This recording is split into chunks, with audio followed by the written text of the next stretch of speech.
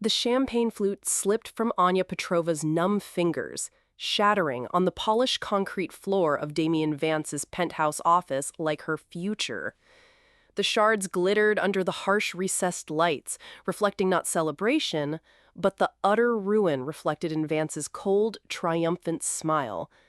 Just moments ago, he'd stood before the gathered board members and key investors, basking in the rapturous applause for Project Chimera, the revolutionary algorithm that would make his company, Chimera Tech, the undisputed leader in predictive AI. Anya had stood frozen at the back, invisible, the icy truth locking her joints. Every elegant line of code, every breakthrough insight powering Chimera, it was all hers, painstakingly crafted over 3 years of sleepless nights, fueled by cheap coffee and boundless passion. The project had been her brainchild, her masterpiece. Fans had called it their collaborative effort during development, promising her the lead role and recognition upon launch. Now, the sleek presentation screens displayed Vance's name alone as the visionary architect. The applause washed over her, a physical blow. She saw the subtle shift in Vance's eyes as they briefly flickered towards her. Not recognition, but a silent, brutal warning.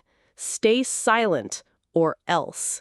He didn't need to voice the threat. It hung in the air, thick and suffocating. The next day, security escorted her out of the building she'd poured her soul into. Her access codes were revoked before she reached the lobby. By the evening, a meticulously crafted smear campaign began leaking onto industry forums and whispered in circles she once moved in. Anonymous posts painted her as unstable, prone to creative exaggeration, a liability who had contributed little to Chimera before suffering a stress-related breakdown. Vance's powerful PR machine subtly reinforced the narrative. Job offers evaporated, interviews were mysteriously canceled, her savings dwindled as months of unemployment stretched into a year.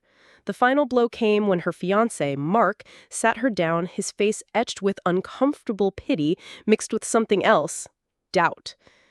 "Anya," he said softly, avoiding her eyes, "people are talking. Vance's people. They showed me things, emails they said you sent. Erratic. They said you've been struggling. Maybe you did imagine your contribution. Maybe the pressure." He left the next week, taking his belief and what remained of her shattered self-esteem with him. Anya sat alone in the echoing silence of their now half-empty apartment, staring at the blank screen of her old laptop. The despair was a crushing weight, threatening to suffocate her. But deep within the icy numbness, a single fierce ember ignited. It wasn't grief. It wasn't even anger anymore. It was pure, focused resolve. Vance hadn't just stolen her work. He'd stolen her life, her reputation, her future. He turned her into a ghost in her own industry. He thought he'd erased her. Big mistake. He'd created something far more dangerous than a disgruntled ex-employee. He'd created an enemy with nothing left to lose and a mind capable of building empires or tearing them down. The ghost would return, not as Anya Petrova, the broken woman, but as someone new, someone invisible, someone who would live, breathe, and dream only one thing, the complete and utter annihilation of Damien Vance and everything he had built on her stolen genius. The ember flared, casting long, determined shadows in the empty room.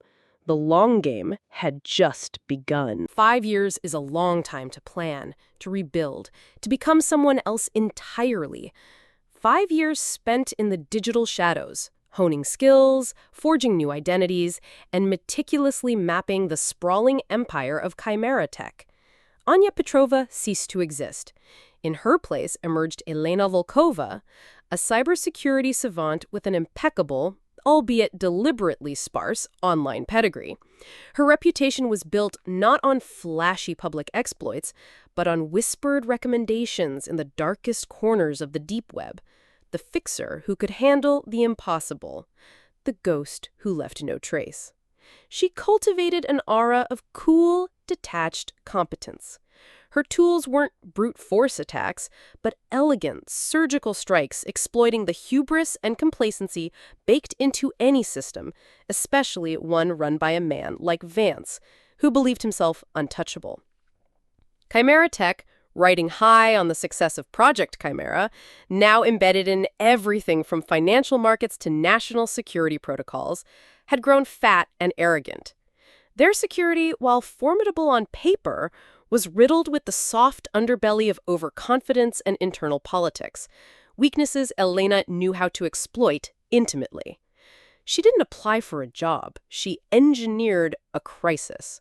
Using a complex network of proxies and cutouts, Elena subtly introduced a sophisticated, seemingly external threat vector into Chimera's outermost network layers. It wasn't an attack, not yet. It was a whisper, a ghostly signature mimicking the tactics of a notorious, elusive Eastern European hacker collective known for targeting tech giants. Just enough noise to trigger Chimera's perimeter alarms, just sophisticated enough to baffle their internal security team and send a ripple of unease through the board. Vance, paranoid about protecting his golden goose, Chimera, and hypersensitive to any threat to his image, demanded immediate, top-level external consultation. Names were proposed, vetted. Elena Volkova's name, carefully seeded into the right conversations months before, surfaced as the perfect solution. Independent, discreet, terrifyingly effective, and, crucially, not affiliated with any of Vance's rivals. The initial meeting was held in a sterile, secure conference room high in the Chimera Tower. Elena walked in, a study in controlled calm. Dark, tailored trousers, a simple cream silk blouse, her dark hair pulled back in a severe knot, minimal makeup accentuating high cheekbones and eyes the color of storm clouds. Intelligent, observant, revealing nothing. Vance sat at the head of the table, radiating impatience and barely concealed irritation. He looked older, harder, the lines on his face deeper, but the same aura of entitled power clung to him. Seeing him in the flesh again, breathing the same air, sent a jolt of pure, icy hatred through Elena that she channeled instantly into perfect, professional stillness. "Miss Volkova?" Vance began, not bothering to stand, his voice a low rumble. "We have a situation. Our perimeter security flagged anomalous activity, highly sophisticated. Our team is competent, but this smells like something bigger. I need it neutralized. Quietly. I don't want whispers. I don't want leaks. Can you handle that?" Elena met his gaze directly, unblinking. "Mr. Vance, I assess the situation. I eliminate the threat. I leave no trace. That is what I do. My terms are non-negotiable. Full, temporary access to relevant systems, complete autonomy in my methods, and direct reporting only to you. No committees, no oversight beyond necessary system logs.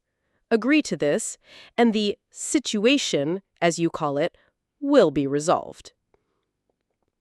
Vance studied her, his eyes sharp, probing. He was used to people flinching under his scrutiny. Elena simply waited, radiating quiet confidence.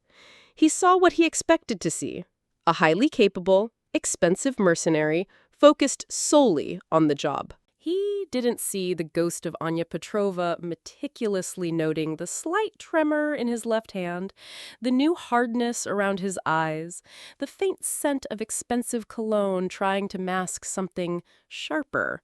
Stress? Autonomy. Directly to me. Fine, Vance decided abruptly. Get it done. Fast.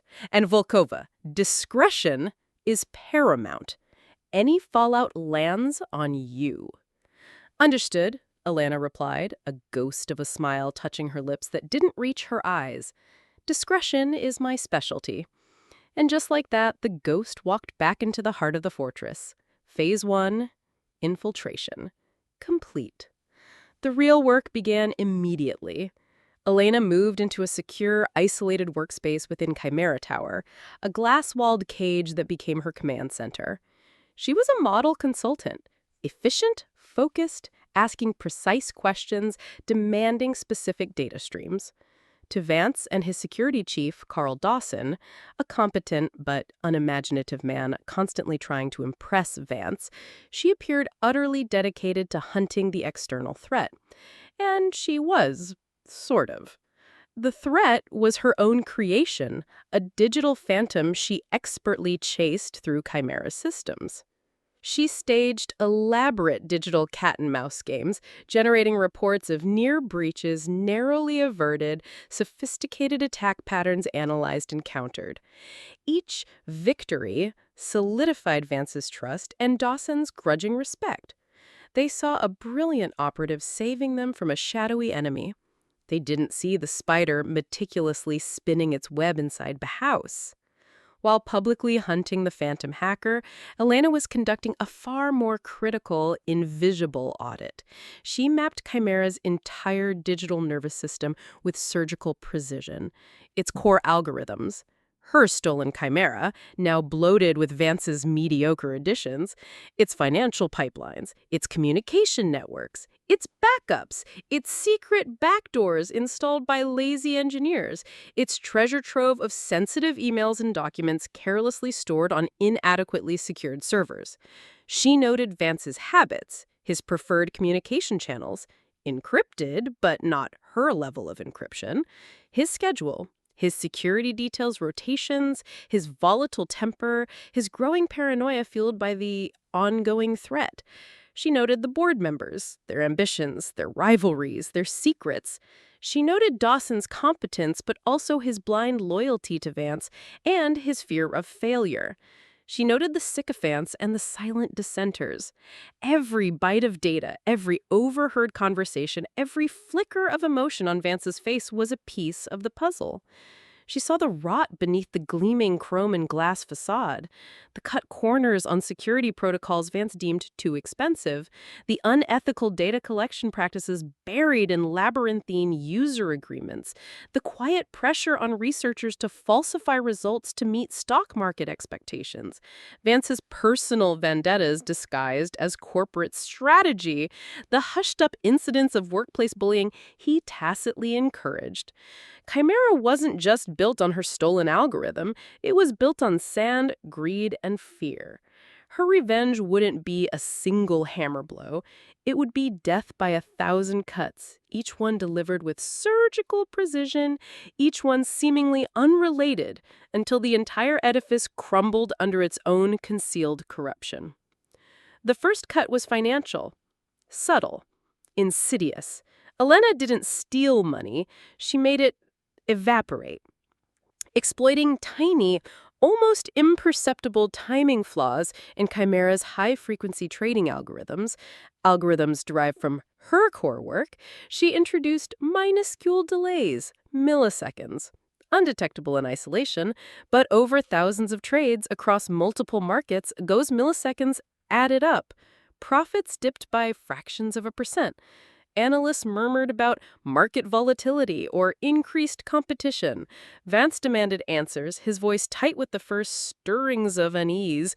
Dawson scrambled, finding nothing. Elena, reviewing the logs, offered plausible technical explanations. Server latency, network congestion.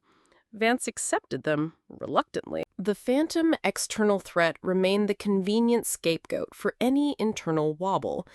Meanwhile, Elena planted seeds.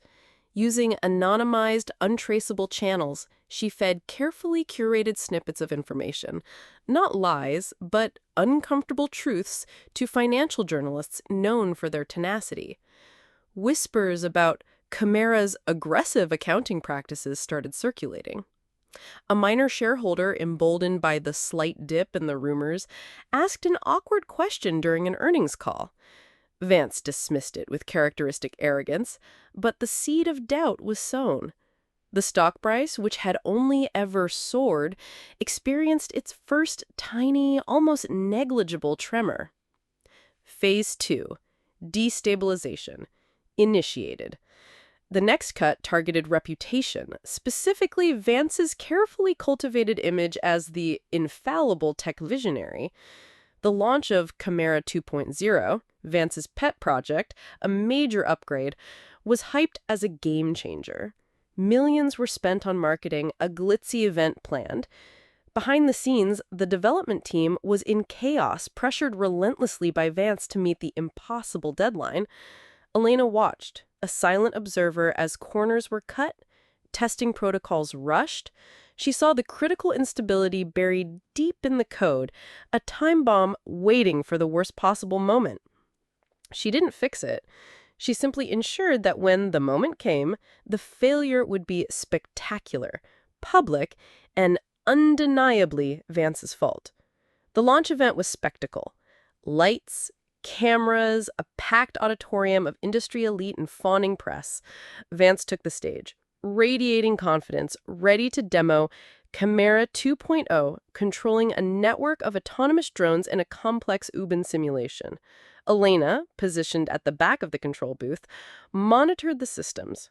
Dawson paced nervously nearby. The demo began smoothly. Then, as Vance reached the climax, commanding the drones through a simulated disaster response, Elena triggered a sequence she'd embedded weeks prior.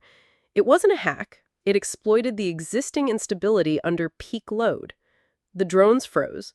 Then, in horrifying unison, they veered wildly off course on the massive display screens.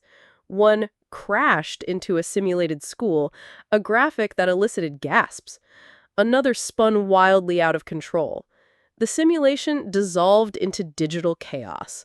Vance stood frozen on stage, the confidence draining from his face, replaced by utter disbelief and dawning horror. The silence in the auditorium was deafening, then erupted into a cacophony of murmurs, clicks of cameras capturing his humiliation. The headlines the next morning were brutal. Chimera's collapse of confidence. Vance's vision crashes and burns. Tech Titan's toy soldiers go rogue. Vance stormed into the office like a hurricane, his rage palpable. He blamed the development team. He blamed Dawson. He blamed the hardware suppliers. Elena presented a detailed technical analysis, coolly professional, pinpointing the instability as a result of rushed development and inadequate stress testing. Decisions ultimately traceable back to Vance's relentless deadlines and refusal to listen to engineering concerns. She framed it as an unfortunate internal failure, not sabotage. Vance couldn't argue with the data. He fired the lead developer on the spot. Dawson was put on probation. The stock price dropped again, more significantly this time. The board's murmurs grew louder, less easily silenced. Vance's paranoia, once a simmering undercurrent, began to boil. He saw enemies everywhere. Competitors, journalists, even his own board. He started demanding absurd security measures, isolating himself further. He became volatile, snapping at executives, his legendary charm replaced by brittle fury. Alina became his unlikely confidant by default. He trusted her competence and her apparent detachment. She was the only one who seemed to understand the complex threats they faced, the only one delivering results, even if those results were often just managing the fallout from her own sabotage. He started venting to her during late-night security briefings, little droplets of venom about board members he despised, rivals he wanted crushed, personal grievances he nursed. Elena listened, absorbing it all, storing every nugget of damaging information, every admission of unethical pressure, every petty grudge. She became his indispensable shadow, privy to his deepest insecurities and darkest impulses, all while subtly feeding his paranoia, suggesting leaks where there were none, hinting at boardroom conspiracies. She watched him unravel, day by day, and it was a symphony of schadenfreude. The financial pressure intensified. The phantom external threat, Elena maintained, provided cover for her next major move, stock manipulation. Using a complex network of offshore accounts and algorithmic trading bots, disguised amid legitimate market noise, she orchestrated a series of coordinated sell-offs timed with carefully placed negative rumors, whispers about regulatory investigations, based on the unethical practices she'd uncovered. Concerns about Chimera's debt load, slightly inflated through her manipulations of internal financial reports Dawson relied upon, and anonymous posts questioning Vance's mental stability, citing his public meltdown and increasing isolation. The stock began a slow, sickening slide. Major investors got nervous. Vance, desperate to stop the bleeding and assert control, made a rash decision. He committed Chimera to a massive, high-profile acquisition of a promising quantum computing startup, Qubit Dynamics. It was a bold move, hailed by some as visionary, but the price tag was staggering, straining Chimera's resources. Elena saw her opportunity. The acquisition was Vance's Hail Mary, his chance to regain momentum and silence his critics. It needed to fail spectacularly. She turned her attention to Qubit Dynamics. Infiltrating their less sophisticated systems was child's play. She didn't sabotage their technology. She sabotaged their perception. She anonymously leaked highly technical documents, slightly altered, to a rival company, suggesting Qubit's core patents were flawed, potentially infringing. She planted evidence of exaggerated performance claims in places investigative journalists would find them.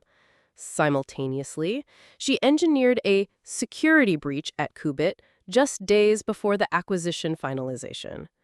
A breach that seemed to originate from Chimera Tech's own network. The news exploded. Chimera accused of corporate espionage, Qubit deal in jeopardy amid scandal. Qubit's founders, furious and feeling betrayed, publicly denounced Chimera. Regulatory bodies launched inquiries. The acquisition collapsed. The cost to Chimera wasn't just the failed deal. It was the massive penalty clauses, the plummeting stock price now in free fall, and the irreparable damage to its reputation. Vance looked like a desperate gambler who'd lost everything on a bad bet. Board meetings became war zones. Accusations flew. Vance, cornered and increasingly unstable, lashed out, alienating even his staunchest former allies. He blamed conspiracies, sabotage, everyone but himself. Elena watched the chaos unfold, the architect unseen, feeding Vance just enough intelligence about board members' private criticisms to fuel his rage and paranoia, ensuring the infighting escalated. She documented everything. The boardroom arguments, Vance's erratic demands, the financial maneuvers bordering on illegality that he authorized in his panic. She gathered the emails proving his knowledge of the unethical data practices, the pressure to falsify results, his personal vendettas pursued with company resources. The digital paper trail was damning. The final piece was personal. Vance clung to his image as a family man, a pillar of the community despite the crumbling empire. Elena knew about his carefully hidden infidelities, documented through expense reports, encrypted messages she'd decrypted, and discreet surveillance. She didn't need to fabricate anything. The truth was damaging enough. She anonymously sent a curated package. Dates, times, receipts, blurred but recognizable photos to Vance's wife, a woman known for her quiet dignity and powerful family connections. The fallout was swift and private, but devastating. Vance arrived at work the next day looking like a ghost, the carefully constructed facade finally shattered. Rumors swirled, his authority evaporated. The board, terrified of the escalating scandals and the collapsing stock price, moved. An emergency meeting was called. Vance, expecting another battle, arrived ready to fight. Instead, he faced a wall of cold, hostile faces. The lead independent director, a woman Vance had consistently underestimated, spoke with icy finality. Damien, the situation is untenable. The continuous crises, the plummeting shareholder value, the personal distractions. The board has lost confidence. Effective immediately, you are removed as CEO. Your access is revoked. Security will escort you out. Vance stood frozen, the color draining from his face. He looked around the table, seeing only betrayal. His eyes, wide with shock and dawning terror, finally landed on Elena, standing silently near the door, a neutral observer. For a fleeting second, something flickered in his gaze. A horrible, dawning recognition, a primal fear. "Who are you?" But it was too late. Security stepped forward. As they led the broken man, the once mighty Damian Vance, out of the boardroom he had dominated for years, Elena met his desperate, searching stare. She held it for just a moment, long enough for a single, infinitesimal, cold smile to touch her lips. No words were spoken, none were needed. The message was clear. "Remember Anya Petrova?" Vance's eyes widened in pure, unadulterated horror. He knew. He stumbled, his legs giving away for a second before security hauled him upright and out of the room, out of his empire into disgrace. The room erupted in tense conversation, relief mixed with anxiety about the future. Elena slipped away unnoticed. Her work was almost done. One final act. From an anonymous, untraceable location, Elena unleashed the digital avalanche.